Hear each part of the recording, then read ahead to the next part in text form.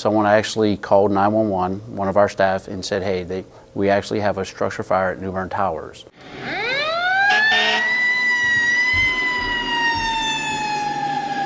At the same time, what we did, we simulated a fire up there by adding a smoke machine in an elevated area. Incident commander gets on scene, he establishes a command. We do a customer interview, so we try to meet with the management and staff.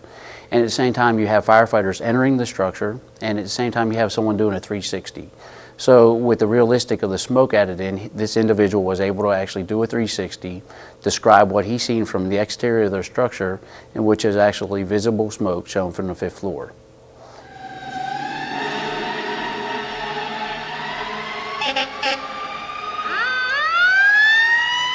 We had key objectives that we wanted to see that they obtain. One was reading the fire alarm panel, making sure they knew where they had to go, make sure they had control of the elevators, and to gain access to the elevated area where the fire was.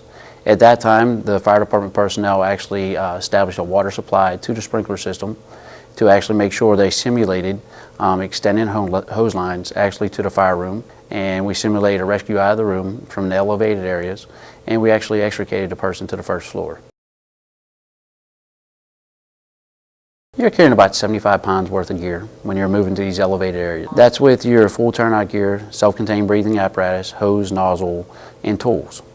To make sure everybody's out safe, make sure all the hazards have been mitigated, make sure the floor above or around the fire floor, there's no extension of the fire, make sure that no other necessary evacuations need to be done. And then from there you control the smoke, because once again you want to make sure it doesn't affect other people either below or above, and you try to evacuate the smoke as soon as possible. It's a joint operations. What we have is, in our incident command post, we have not only fire department personnel, but you'll have a police officer to assist with traffic control and management of the scene on the outside, and EMS. So it's a collective effort, not only by them, but then you have staffing from the building actually assisting and saying we can account for certain people in rooms that have been evacuated. So overall, it's a joint effort between all forces to overcome these types of situations. Once the scenario was ended, we left everything in place and we evaluated what we did and how we did it to make sure that we're on our game or doing the best we can. Communications went very well. We were able to see good communications taking place. Personnel reporting necessary and important information when it actually needed to be reported. Some of the things we learned about were the fire alarm system, how it actually operates. We learned about how to read the fire alarm system properly. Some of the other things that we've seen with our personnel were the amount of hose lines that need to be deployed to those elevated areas and how we can extend lines further.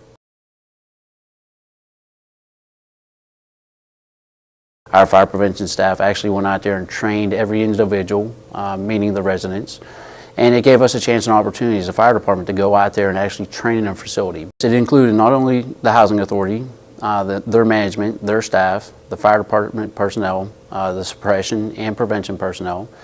We also included communications, the police department, and EMS, the overall training. It's not all about just training the fire department personnel, but it's reaching out to the community and training with the community at the same time.